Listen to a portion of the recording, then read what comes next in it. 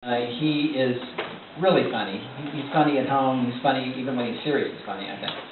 So his name is Dean Despain, and he's doing some Surf City comedy here. So come on down, Dean. He's a guy. Okay, thank you. Actually, it was this verse, Sing the Yellow Submarine, so I chose this one instead. We have some really corny jokes, so I want you to laugh and make me feel good up here, okay? What do you get when you cross a master criminal and a fish? What? A codfish. It gets worse, don't worry. What did the Pacific Ocean say to the Atlantic Ocean? I don't know. Hello. Nothing, they just waved. What do you call two octopuses that look exactly alike? Twins. Oh. Identical twins. Why did the shrimp not have any friends? I don't know why. He was a bit shellfish. And one of my favorites, why was the goldfish afraid of the computer? Why? He didn't want to get caught in the internet. Now, one of my favorites is try to understanding names and understand why they go by that. For example, who gave Bob hope? I don't know. And my all-time favorite, who gave Roberta flack? I don't know. Who gave Doris day and why not night? What makes Stevie wonder? I've always wondered about those things. Did Donna Summer ever like winter? I mean, from Utah, you have to like it, because that's all you live. Was Minnie Pearl really into diamonds? And my favorite, again, what makes Stevie wonder? I mean, you have to pause and think on these things. I could not get an answer on the internet, by the way. Was Morgan Fairchild really that fair? I mean, I don't know. It was confusing for me. Now we come on to a very serious note here. A successful rancher died and left everything to his devoted, outstanding, lovable wife. She was a very good-looking woman and determined to keep the ranch going. However, she knew very little about ranching. Being puzzled what to do, she decided to place an ad in the newspaper for a ranch hand. She knew she couldn't do it on her own. Only two people responded to the ad. One was gay, and the other was a drunk. She thought for a long time and tried to conjure up the best solution to this. And when no one else applied, she had to make a decision. She figured it'd be safer to hire the gay man than to have the drunk around the house. So he proved to be a very hard worker, the gay man. He was dedicated. He put in long hours. He knew a lot about ranching, and it really helped her out a lot.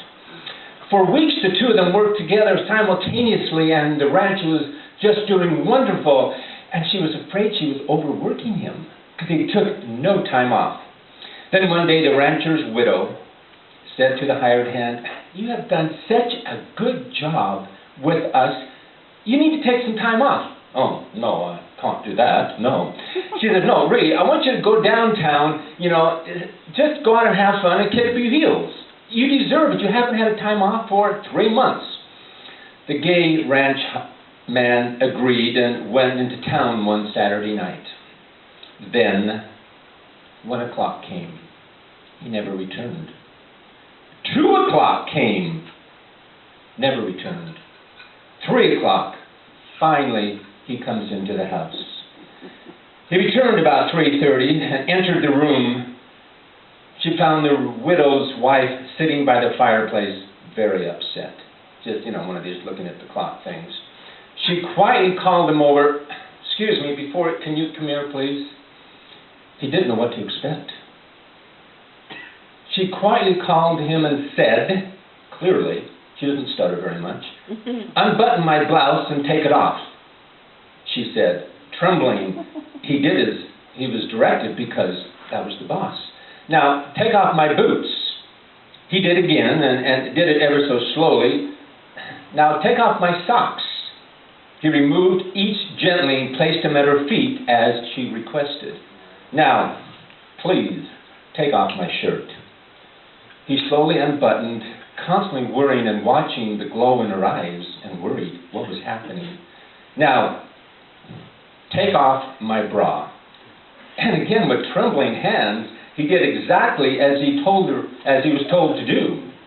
And then she looked him square in the eye and said, "If you ever wear my clothes to town again, you're fired."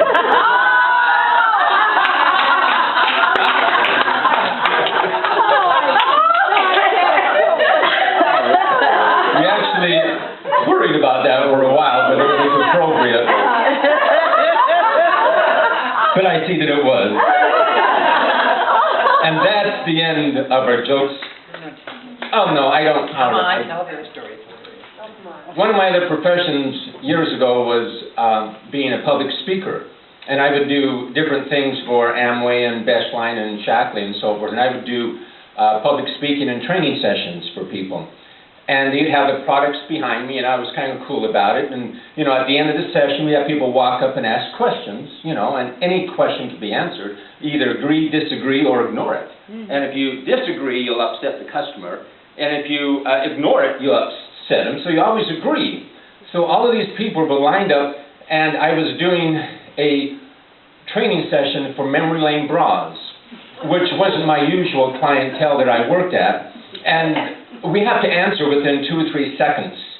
And a common question came up, and I wanted to really look like I was smart, and I was going to kind of ponder.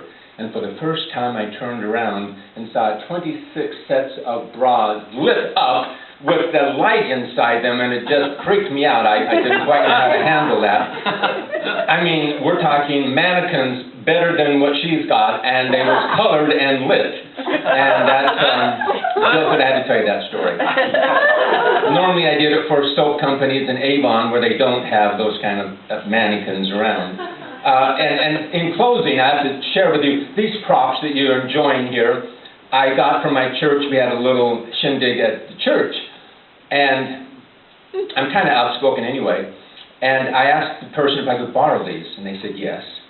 So I very quietly took the gentleman over here, and I took him in my arms, and I walked out the door, and he says, "I'm taking my man with me. I don't trust you around here." Now